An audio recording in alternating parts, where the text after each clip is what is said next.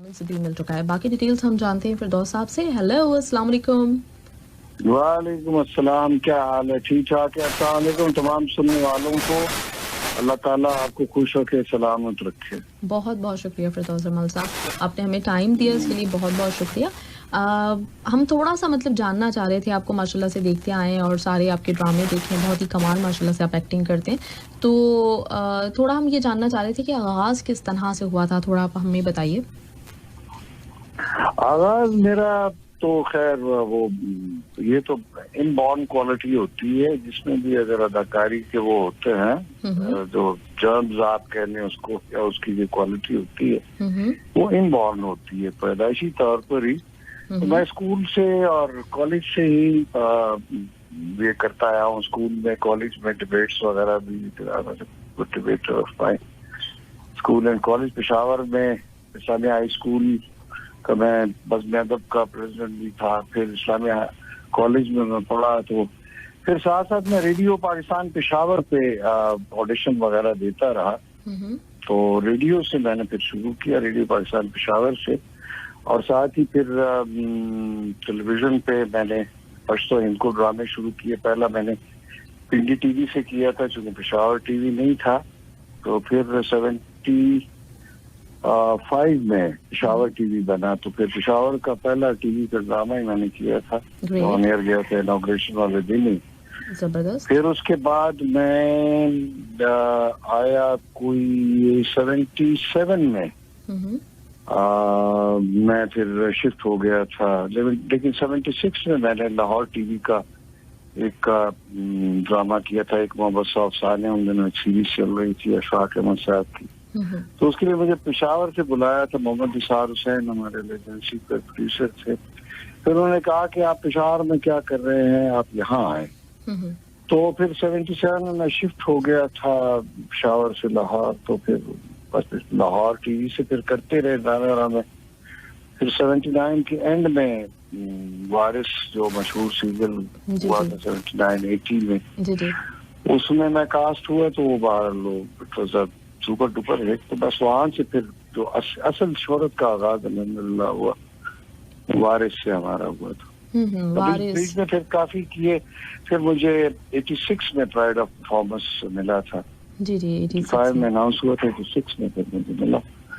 और मेरी senior pride of performance holder उनमें से मेरा एक अल्हम्दुलिल्लाह, चूंकि 82, 83 या 84 में ये शुरू हुए थे, तो चौथा या पांचवा मुझे मिला था। बहुत ज़बरदस्त, ग्रेट, ज़बरदस्त। बिल्कुल आपकी एक्टिंग हमेशा बिल्कुल गुमान ये होता है कि आप हकीकत ही हम देख रहे हैं, हमें बिल्कुल भी ये नहीं लगता कि ड्रामे में एक्टिंग हो रही है। तो बिल्कुल बस वो सेल्फलेस या सेल्फ निगेशन हो जाती है। जब सेल्फ निगेशन बंदा करता है, और एक तो क्राफ्ट को समझना जरूरी है, तो उसके लिए आपकी ट्रेनिंग जो है वो भी होती है। आपकी ऑडियो की, जिस तरह हम रेडियो पे करते हैं, रेडियो से हम ऑडियो सीखते हैं। फिर थिएटर से, स्टेज से हम अपनी बॉडी मूवमेंट और फुटवर्क वगैरह। इस तरह टेलीविजन चूंकि क्लोजअप का मीडियम है, तो आपको अपने फेस मसल से और फीलिंग्स जो है उस पे आपको कंट्रोल होना चाहिए। आपको पता होना चाहिए कि आपको और कितनी इंटेंसिटी से आप करेंगे, चूंकि अगर ज्यादा करेंगे तब भी वो बुरा लगेगा, कम करेंगे तब भी वो बुरा लगेगा। तो वो सारी फिर मेजरमेंट होती है, वो सारी कैलकुलेशन होती है। आप कैलकुलेट करके चीजों को, फिर कैरेक्टराइजेशन बीच में आ जाती है। पहले तो बेसिक्स, बुनियादी तौर पर उसकी मैकेनिक्स है ना, जो आपकी बॉडी मूवमेंट है, आपके जेस्चर्स हैं, आपका फेस एक्सप्रेशन है, आपकी ऑडियोग्राफी है, आपकी आवाज जो है उसकी कंडीशनिंग है। तो ये सारी एक्सरसाइजेज हैं, ये करनी पड़ती हैं, सीखना पड़ता है। उसके बाद अगला मरहला फिर कैरेक्टराइजेशन का आता है। फिर वो उसमें फिर आपने सेल्फ नेगेशन करनी होती, अपनी पर्सोना को निगेट करके एक नया पर्सोना आपने डिपिक्ट करना होता है, या उसको रिप्रोड्यूस करना होता है, या प्रोड्यूस करना होता है। उसके प्रेजेंट करते हैं आप, एक दूसरे आदमी को आप पेश कर रहे होते हैं। तो जो लोग जैसे हैं आम जिंदगी में वैसे ही करते हैं, तो उन पर मुझे हंसी आती है। मैं पूछता हूँ कि भाई आपका क्राफ्ट कहाँ है, आपका आर्ट कहाँ है, आपका फन किधर है? तो वो कहते हैं कि हम नेचुरल कर रहे हैं। तो नेचुरल तो कोई चीज नहीं, आप अननेचुरल काम करें ना, आर्टिफिशियल काम करें। आप बिल्कुल। वो तो नहीं करें जैसे जिंदगी में आप होते हैं घर में जिस तरह उठते बैठते हैं, वैसे ड्रामे में तो आप नहीं होते ना। ड्रामे में तो यू आर अनदर पर्सन, हाँ, आप बिल्कुल। एक दूसरे इंसान है। हाँ। कि उसका आप तो अगर आप दूसरे इंसान नहीं बनते जो उसमें है, जो वो किरदार है, तो फिर इसका मतलब है आपको एक्टिंग नहीं आती। उसको आप अगर नहीं आती और आप कहते हैं कि नेचुरल जैसे मैं हूँ वैसे, भाई तो जैसे आप घर में हो वो वैसे अगर टीवी पे हो तो आपका आर्ट किधर है? आपका फन किधर है? मतलब आपका क्राफ्ट कहाँ है? अगर आप आम जिंदगी में जिस तरह आप माइक्रोफोन पे बोलती हैं, इस तरह घर में तो नहीं ना बोलती। नहीं। तो जाहिर है ये जो आप बोलती हैं तो ये आपका आर्ट है, ये आपका क्राफ्ट है।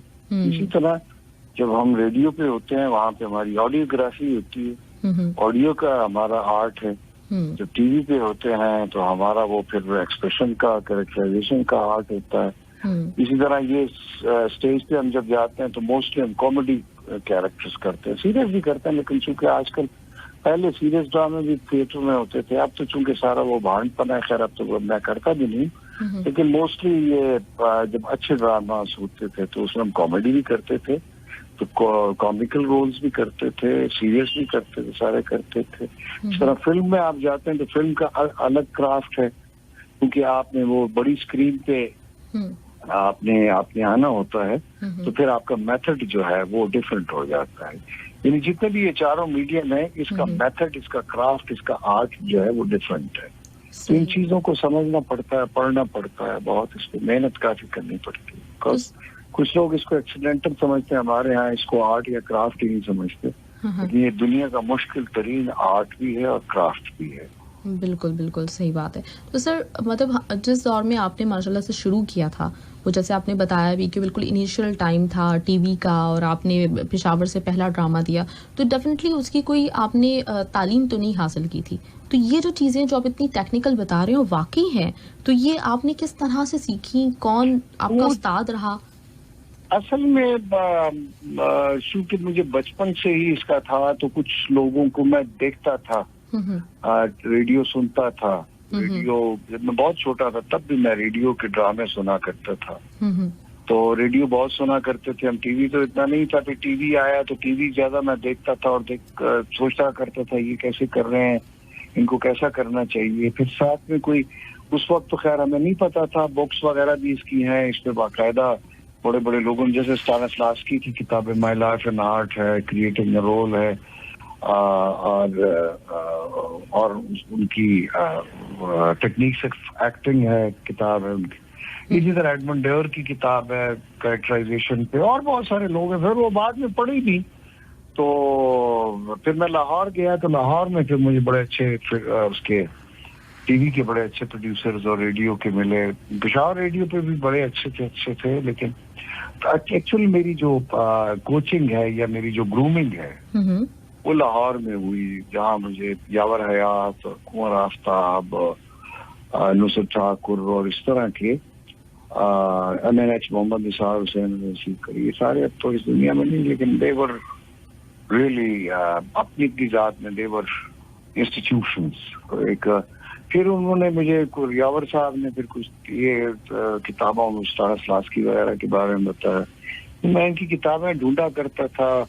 इंग्लिश बुक हाउस एक होता था माल रोड पे लाहौर में, फिरोज साहब में ये किताबें फिर एक्टिंग के बारे में ढूंढा करता। फिर मैं शेक्सपियर को मैंने पढ़ा, फिर आगा अशर को, इसी तरह उस्ताद अब्दुल्ला के ये पुराने जो लिखने वाले हैं थिएटर के ड्रामे मैंने पढ़े। तो फिर मैंने किए भी ये, फिर थिएटर भी साथ में लाहौर में करता था, पेशावर में तो नहीं था। तो फिर वो जो रेडियो, टेलीविजन और स्टेज, तीनों क्राफ्ट को मैंने फिर काफी कोशिश की उसमें। तो अल्हम्दुलिल्लाह फिर साथ फिल्म्स भी की। तो वो चारों मीडियम को मैंने स्टडी भी किया और उसको प्रैक्टिकल भी किया। तो फिर अल्लाह ने काफी बरकत डाली, अल्हम्दुलिल्लाह काफी काम किया। ज़बरदस्त सर, बहुत ज़बरदस्त। अच्छा, फिर उसके बाद आपके माशाल्लाह से दोनों बेटे इस वक्त शोबिस में मौजूद हैं। जी, तो ये उनकी अपनी ख्वाहिश थी, मतलब चाहते थे वो, या आपने भी यही सोचा था कि मेरी औलाद आगे जाके शोबिस में ही आएगी? नहीं, मैंने नहीं सोचा था, ना प्लान किया था, ना प्रोग्राम किया था। हालांकि मेरे वाले साहब इंटरेस्टेड थे, अल्लाह नसीब करे मुझे एक्टर बनाने में कि मुझे अदाकार बनाएंगे, लेकिन मेरा कभी भी ये ख्वाहिश नहीं रही कि मेरे बच्चे जो हैं वो एक्टर बने, बल्कि एक अच्छे कामयाब इंसान बने।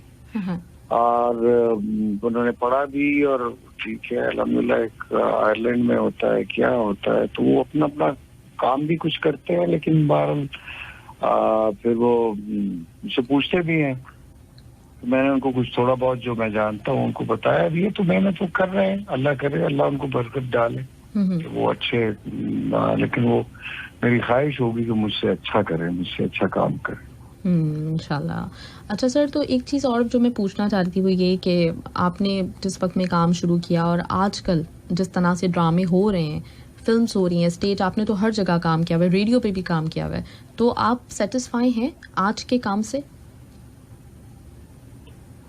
भाई रेडियो का जहाँ तक ताल्लुक है तो पहले इसके ड्रामे लोग सुनते थे, अब वो ड्रामा तो नहीं सुनते। मतलब आप जैसे अब कर रही हैं प्रोग्राम्स वगैरह म्यूजिक के और इस तरह अनाउंसमेंट वगैरह, तो ये तो लोग चले सुन लेते हैं, क्योंकि इसमें म्यूजिक वगैरह गाने वाने इधर उधर फरमाइशी प्रोग्राम होता है, जैसे भी आप एंटरटेन करते हैं लोगों को, कुछ अपने चुटकुले वगैरह या ये वो सुना देते हैं। तो वो जो एक ड्रामे का स्कूल था ना, रेडियो ड्रामे का, वो अब नापैद हो गया ऑलमोस्ट, और वो लोग भी नहीं रहे जो आपको कैरेक्टराइजेशन करवाते थे, जो हम मसलन हिस्टोरिकल प्लेस करते थे, टीपू सुल्तान कभी बनना, कभी ज़ैनुद्दीन बाबर बनना, कभी हुमायूं बनना, और कभी मोहम्मद बिन कासिम बनना, ये सारी चीजें जो है वो नापैद हो गई हैं रेडियो पे भी ऑलमोस्ट। वो लोग भी नहीं रहे, अच्छा वो लिखने वाले भी नहीं रहे, तो अगर करते भी हैं तो आजकल कोई ड्रामा निगार भी नहीं रहा जो रेडियो का ड्रामा लिख सके। जी अब जो बेचारे मर खप गए हैं सारे, तो अब वो पुराने ड्रामे जो लिखे हुए हैं वो अब करने वाले नहीं रहे, ना वो प्रोड्यूसर्स हैं, ना वो आर्टिस्ट हैं, ना वो सदाकार हैं, ऑडियोग्राफर्स हैं। वो जो हैं बस वो थोड़े बहुत ही हैं जो रेडियो से इन्होंने किया हुआ है, तो उस क्राफ्ट को जो जानते हैं, लेकिन वो भी अब दे आर गॉन ओल्ड। तो नए जो है बच्चे आ रहे हैं, उनकी कोई ट्रेनिंग नहीं है प्रॉपर, और रेडियो को वैसे भी कहते हैं कि क्या रेडियो पे, मतलब एक आम जनरल ये कंसेप्शन है, ओ क्या जी रेडियो क्या करे। हालांकि radio is the basic medium. अगर आपने रेडियो नहीं किया होगा तो आपको अपनी आवाज का नहीं पता चलता कि आपने कैसे बोलना, कैसे रेडियो आपको बोलना सिखाता है, क्योंकि बोलने का मीडियम है। जी जी। तो पहले तो ये इसी तरह थिएटर है, थिएटर भी मतलब सिर्फ लाहौर में होता है, बाकी शहरों में या स्कूलों में कॉलेजेस में कभी कभार कोई होता होगा, मुझे तो इतना नहीं है, लेकिन पहले ये होता था कि कॉलेजेस में भी ड्रामेटिक सोसाइटीज होती थी, स्कूल में भी होती थी, डिबेटिंग क्लब्स होते थे। पता नहीं अब वो एग्जिस्ट कर रहे हैं या नहीं कर रहे।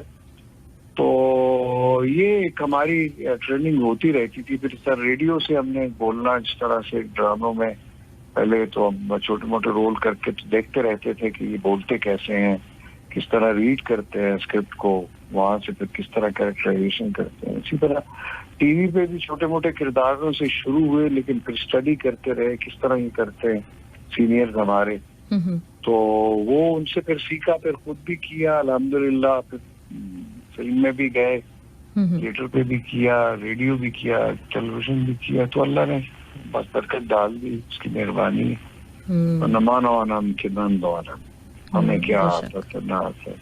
फिर एकेडमी हमारे यहाँ कोई इस तरह का एक्टिंग स्कूल नहीं है, अब तो खैर छोटी मोटी बन गई है, लेकिन जो वहाँ पे सिखाने वाले हैं वो खुद ही बेचारे पैदल हैं, पिछले मकतब हैं, फिर इसकी किताबें, फिर इसको पढ़ना और इसको पढ़ाना, तो ये जरा मुश्किल काम है। इस वजह से हमारे यहाँ कोई एकेडमीज भी इस्टेब्लिश नहीं हो सकी, क्योंकि लोगों के नजदीक ये एक ऐसा काम है जो कोई भी कर सकता है, जबकि ऐसा नहीं है। बिल्कुल सही बात है। इसके लिए ये दुनिया का मुश्किल तरीन आर्ट भी है, क्राफ्ट भी है। मैं आर्ट और क्राफ्ट इसलिए कहता हूँ कि क्राफ्ट मतलब आपका ये हुनर भी है, और ये मतलब फाइन आर्ट्स में भी आता है, मतलब फनून लतीफा में भी आता है, क्योंकि आम जो काम है जैसे मैकेनिक है या कोई और काम करने वाला है, वो फाइन आर्ट्स में नहीं आती चीजें, क्राफ्ट में तो आ सकती है, फाइन आर्ट में मतलब है आर्ट का हिस्सा नहीं बन सकती। लेकिन ये वाहिद काम है जो आर्ट भी है, क्राफ्ट भी है,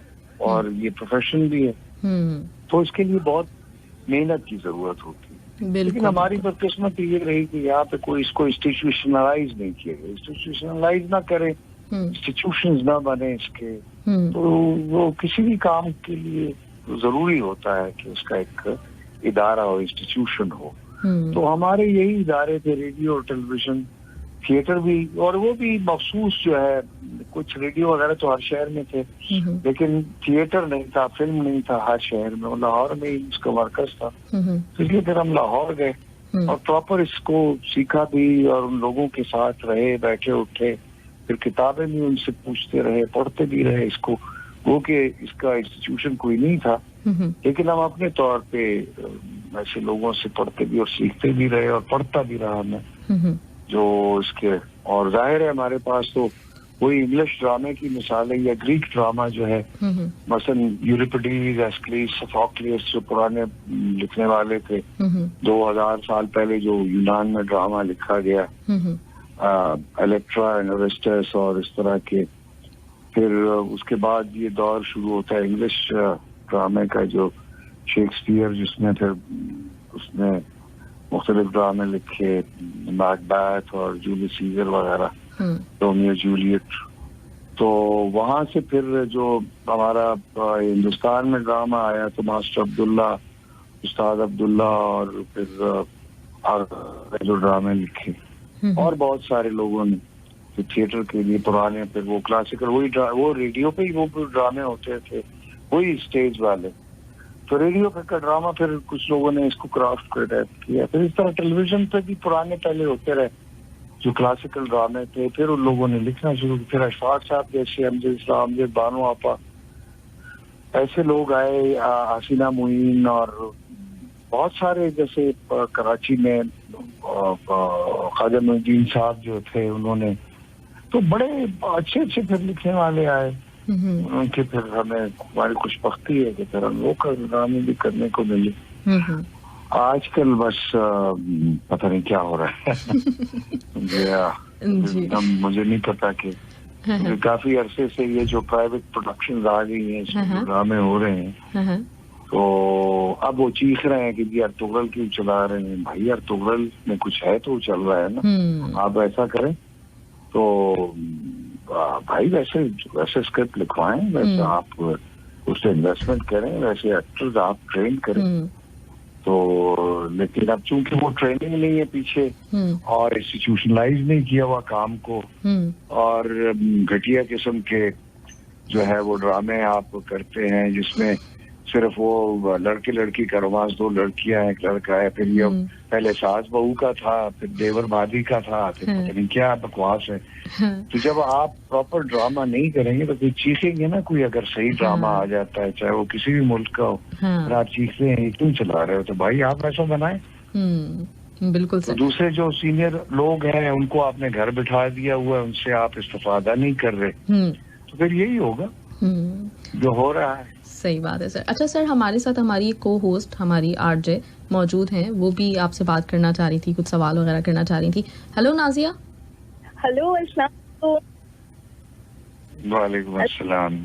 अस्सलाम वालेकुम फिरदौस जमाल जी। अभी मैंने मैविस ट्यून इन किया 107। आई वाज लाइक डाइंग कि मैं कॉल कर रही थी लगातार, क्योंकि मैं जो हूँ फिरदौस जमाल जी की जो ह्यूज लिस्ट है ना फैन की, उसमें कहीं खिसका विस्का की थक्का देके मैंने भी अपनी जगह बना ली। सर वालेकुम।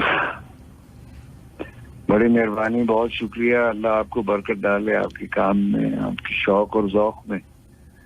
Thank you so much. बड़ी मेहरबानी। बहुत बहुत बहुत बड़ी एडमायरर हूँ। बड़ी मेहरबानी, बहुत शुक्रिया। जी सर। और सर ये मैं बता दूं आपको कि नाजिया के ताल्लुक है इंडिया से। अच्छा, माशाल्लाह माशाल्लाह। जी। तो कहाँ से करते हैं, मतलब कहाँ, दिल्ली से हैं, बॉम्बे से हैं, कहाँ से, हैदराबाद से? मेरा इंडिया में एक जगह है अलीगढ़, वहाँ से ताल्लुक है सर। ओ, अलीगढ़ के तो हमारे असातिज़ा रहे हैं जो अलीग थे, BA अलीग थे, जिनसे हमने उर्दू सीखी है, पढ़ी है। चूंकि बेसिकली मैं पश्तून हूँ, मैं पश्तो स्पीकिंग हूँ, पठान एंड प्रॉपर पठान पश्तून।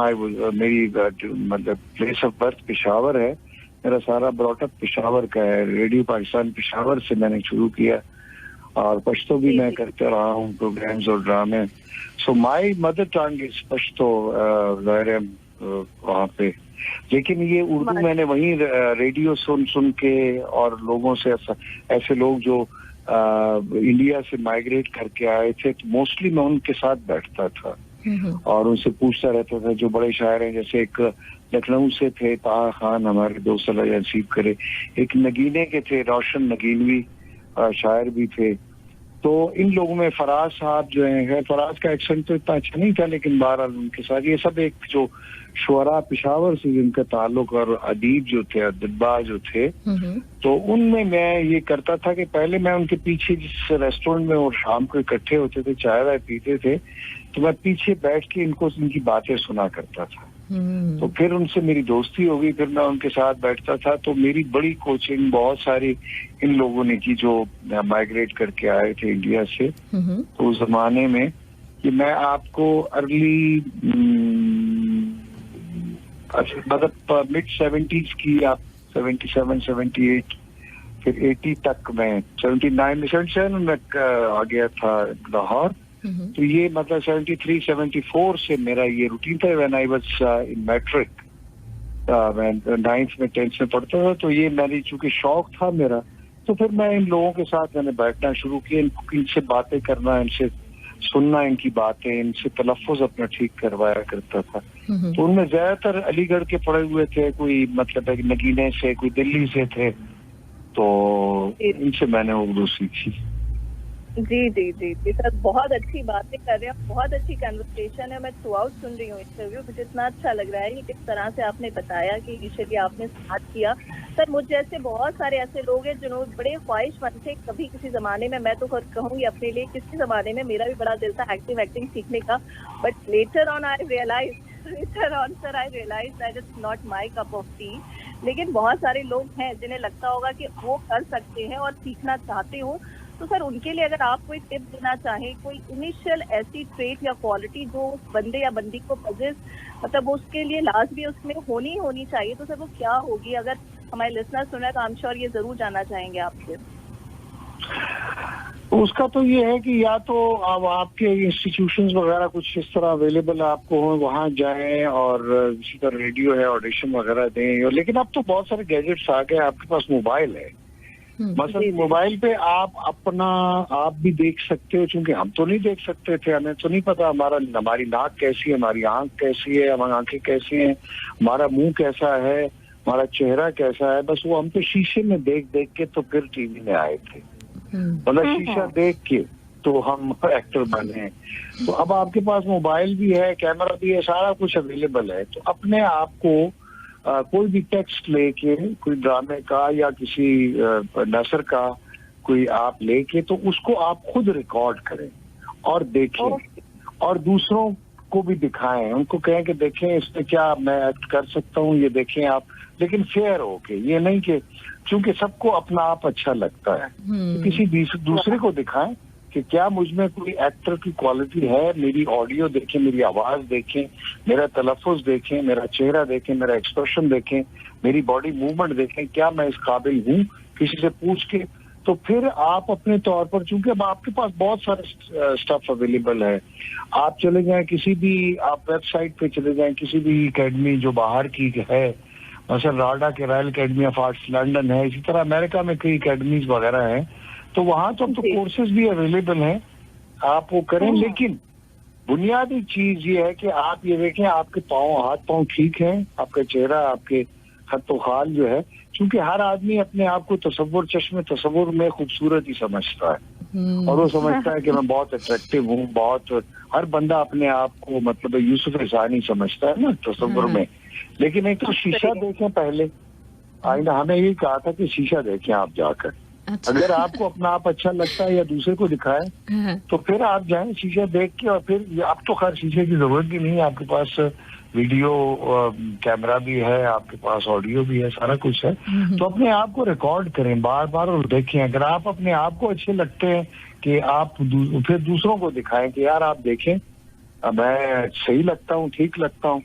तो आपके पास अपनी बहुत सारी चीजें, अब गैजेट्स हैं, उस पर देखें। और फिर आप बहुत सारी एकेडमीज और फिल्में आपके पास अवेलेबल हैं, आपके पास ड्रामाज हैं, वो देखें, उसके डायलॉग्स आप याद करके दोबारा उसको रिप्रोड्यूस करें। तो मेरे ख्याल में घर में भी आप सीख सकते हो, आपके पास ऐसे गैजेट्स हैं।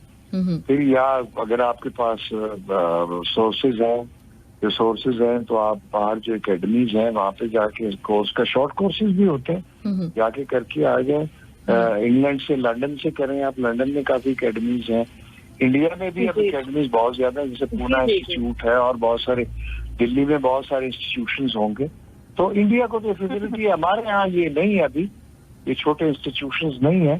लेकिन बहरहाल ये प्राइवेट चैनल्स हैं, प्राइवेट ड्रामास जो करते हैं उनके पास जाएं, अपने ऑडिशंस वगैरह दें, रेडियो पे दें, तो सीखें प्रॉपर। क्योंकि कोई भी बंदा जो है ना घर से बना बनाया नहीं आता, वो सिर्फ एक दिलीप कुमार ही था। तो वो भी अल्लाह की मेहरबानी होती है तो कोई दिलीप कुमार या मार्लन ब्रांडो पैदा होता है। तो बाकी तो ये दिलीप कुमार को देखकर बाकी जितने भी इंडिया के एक्टर हैं, जैसे अब कितना बड़ा एक्टर है अमिताभ बच्चन, वो दिलीप कुमार को देख के इंस्पायर होकर एक्टर बना है। इसी तरह बहुत सारे जितने भी हैं, आपके नसीरुद्दीन शाह या कोई भी, फॉर इंस्टेंस आपके पास एक एग्जाम्पल होनी चाहिए। तो उसको देख के आप पहले इसको, इसकी बुनियाद है मिमिक्री, नक्काली है, अदाकारी की जो बुनियाद है। तो आप पहले अपने आसपास के लोगों की नक्काली करते हो, उनकी नक्काली करके आप फिर आप दूसरे बड़े अदाकारों की नक्काली करते हो। तो ये नक्काली हम भी करते रहे हैं, फिर उसके बाद अपना एक स्टाइल बनाता है बंदा। जब नक्काली करनी आ जाती है ना, तो इसकी बुनियाद जो है ये इमिटेशन है, ये नक्काली है या मिमिक्री जिसको हम कहते हैं। तो ये मिमिक, पहला जो बुनियादी सबक है इसका वो मिमिक्री है। जो अच्छा मिमिक है वो अच्छा एक्टर भी बन सकता है। सही सर, ग्रेट। चलो नाजिया, बहुत बहुत शुक्रिया, बहुत शुक्रिया, बहुत अच्छी बात बताई, बहुत बहुत शुक्रिया महविश तुम्हारा, और सर फिरदौस जी आपका बहुत बहुत शुक्रिया। और साथ ही नेक्स्ट वीक आपका बर्थडे भी है, तो मैं ये कहूंगी डेफिनेटली मैं खुशकिस्मत नहीं होंगी कि बार बार आपसे बात हो। एडवांस नहीं, बिस्मिल्लाह, आप जब चाहें, आप जिस वक्त चाहें, you can call me, you can talk to me, कोई ऐसी बात नहीं है। मैं आपसे बंदा हूँ। Thank you so much, it was truly a day delight for me. Thank you Mahvish कि तुमने, thank you so much and thank you that you remember my birthday 9 जून। यू बड़ी बात है, आपको याद है। थैंक यू सो मच, अल्लाह आपको सलामत रखे और जिंदगी की तमाम आपको खुशियाँ, आसाइशें और कामयाबियाँ नसीब करे इंशाल्लाह। बहुत शुक्रिया, बहुत शुक्रिया। Okay, Allah, thank you, thank you, बात करवा दी, बहुत शुक्रिया महविश। थैंक यू नाजिया, बहुत ख्याल रखो, बहुत शुक्रिया, अल्लाह हाफिज। जी तो सर अभी आपने एक बात की जी सर, एक बस मैं आखिरी सवाल आपसे करना चाह रही हूँ, अपने हमें बहुत टाइम दिया। अभी आप जैसे कह रहे थे कि आपके पास आजकल बड़े गैजेट्स मौजूद हैं, एप्स हैं। एक जो चीज़ है वो ये कि ऑनलाइन यूट्यूब पे बहुत सारे लोग स्टार्स बने हुए हैं या फिर टिकटॉक स्टार्स भी हैं, तो उसके बारे में आप क्या कहेंगे? कि एक तो वो है जो टीवी पे उस हिसाब का काम नहीं हो रहा जैसे आप लोग कर रहे थे, और फिर एक दूसरी एक ये जैनरी क्रिएट हो गई है जो कि यूट्यूब स्टार्स और टिकटॉक स्टार्स हैं। तो क्या राय है आपकी इनके बारे में? हाँ, तो ये मतलब ये वो बेचारे अभी कोशिश कर रहे हैं, इनमें से मुमकिन है कोई एक आध निकल भी आए कोई अच्छा। लेकिन टिकटॉक तो वो है ना, ये तो एक आप समझ लें कि बस वैसे ही जैसे आप अपने मोबाइल पे कोई काम कर रहे हैं, लेकिन प्रोफेशनल एक्टर बनना उसके लिए बाकायदा आपको सीखना पड़ेगा, पढ़ना पड़ेगा और ट्रेनिंग करनी पड़ेगी आपको। तो ये तो फसली बटेरे हैं ना, वो तो कोई भी कर सकता है। सही सर। क्योंकि इसमें कैरेक्टराइजेशन नहीं है ना जी, क्योंकि इसका क्राफ्ट जो है ना, जैसे आप ऑडियोग्राफी है, कैरेक्टराइजेशन है, बॉडी मूवमेंट है, ये तो सिर्फ आपको वो क्लोजअप में आपको कर रहे होते हैं। लेकिन मतलब है कि आपकी बॉडी मूवमेंट और आपकी बॉडी लैंग्वेज जो है पूरे जिस्म की, यानी पाँव के नाखून से लेकर सर के बाल तक आपको पता होना चाहिए कि आपकी कौन सी चीज कहाँ पे और उसको यूटिलाइज कैसे करना है। तो टिकटॉक पे तो आपने चलो कैमरा रख लिया या मोबाइल पे आप एक क्लोजअप आपका आ रहा है, आप बोलते चले जा रहे हैं, बक कर रहे हैं, तो कोई किसी को अच्छी लगेगी, किसी को अच्छी नहीं लगेगी। लेकिन एक्टर जो है वो तो बाकायदा एक ट्रेंड और मतलब पूरी एक आप करें कंपोज्ड किस्म की और ट्रेंड एक एंटिटी होती है पूरी। बल्कि कहते हैं ना, है आदमी बजाय खुद एक मैशर ख्याल, हम अंजुमन समझते हैं खलवत ही क्यों ना हो। तो वो तो पूरे अपनी जात में एक इंस्टीट्यूशन होता है अदाकार जो होता है, क्योंकि वो पूरा सीख के और हर उससे, जैसे मैंने आपको बताया ना, रेडियो से, टेलीविजन से, थिएटर से, फिल्म से वो ट्रेंड होके आता है। तो उसको पता होता है मेरा पाँव कहाँ है, मेरा सर कहाँ है और मैं क्या कह रहा हूँ। ये तो लगे होते हैं ऊट पटांग बोलते रहते हैं बेचारे। उनको ये भी नहीं पता होता कि कह क्या रहे हैं और बोल क्या रहे हैं जी। और किस आवाज में बोल रहे हैं, उनकी कौन सा सुर लग रहा है, चेस्ट लग रहा है, उनका थ्रोट लग रहा है, नेजल है, क्या है, मतलब है आकार, उनको ये 12 आकार हैं, कौन से आकार से वो बोल रहे हैं, उनको ये भी नहीं पता बेचारों को। सर वाकई मतलब आपकी बातें सुन के मुझे खुद बहुत कुछ सीखने का, और मतलब वो चीज़ें मैं सीख तो नहीं सकती जो अभी आपने आकार वाली बात की, ये तो मुझे नहीं पता। तो डेफिनेटली सर हम चाहेंगे कि ना ये ऑडियो सोर्सेज हैं। हाँ हाँ मतलब ऑडियो सोर्सेज कौन सी एक पेट की आवाज है, जी जी, एक चेस्ट की है, हाँ फिर आपके थ्रोट की है, थ्रोट से आप ऊपर जाते हैं तो जॉज में आ जाते हैं, जी सर, फिर आपकी हलक की आवाजें हैं, फिर जॉज की हैं, फिर आप नाक की आवाज है। ये सारे आकार हैं कि आप नाक से बोल रहे हैं, जॉज से बोल रहे हैं, चेस्ट से बोल रहे हैं, थ्रोट से बोल रहे हैं, कहाँ से बोल रहे हैं, आपका मतलब है मीडियम क्या है ऑडियो का, इसको ऑडियोग्राफी कहते हैं। ग्रेट सर, ग्रेट सर, बिल्कुल बहुत अच्छा लगा मुझे, और आपने इतना सारा हमें टाइम दिया, इसके लिए बहुत बहुत शुक्रिया। Thank you so much. God bless you. आप जितने रहें, बहुत शुक्रिया आपको। अल्लाह ताला बहुत लंबी जिंदगी दे, आपके साया सलामत रखे। आपसे यकीनन सबको बहुत कुछ सीखने को मिलता है, और सर काम करते रहा करें, आपको हम देखना चाहेंगे टीवी पे, क्योंकि दुआ करें अल्लाह ताला मेहरबानी करे कि हम बस जितना भी हमसे हो सकता है, जी जी सर, अल्लाह उसकी तौफीक दे इंशाल्लाह करने की, और लोगों को भी समझने की तौफीक दे इंशाल्लाह। नहीं सर, आप एकेडमी हैं अपनी जात में, लेजेंड है हमारे, तो बिल्कुल हम बहुत अल्लाह का एहसान है, रब्बुल इज्जत में आते जाते कुछ नहीं, बस उसकी मेहरबानी। बहुत शुक्रिया sir, thank you so much. अल्लाह हाफिज। अल्लाह हाफिज। जी लिस्टनर्स, हमारे साथ फिरदौस जमाल साहब मौजूद थे, और फिरदौस जमाल साहब एक बहुत बड़ी शख्सियत पाकिस्तान टेलीविज़न की, इसके साथ ही इन्होंने मूवीज़, थिएटर, स्टेज, और आपको बताया उन्होंने रेडियो से आगाज़ किया था। तो बहुत मेरे लिए ऑनर की बात कि इतने सीनियर हमारे आर्टिस्ट लेजेंड हैं, उनसे आज हमारी बातचीत हुई है। और नाजिया बहुत बहुत शुक्रिया, thank you so much program में आने के लिए, और अच्छा लगा बहुत। इसी तरह से हो सके तो आइंदा भी ज्वाइन कर लेना, राइट। और इसके साथ हाँ, हम बढ़ते हैं कहाँ, हम कर रहे थे मूवी ऑफ द वीक भी, और तो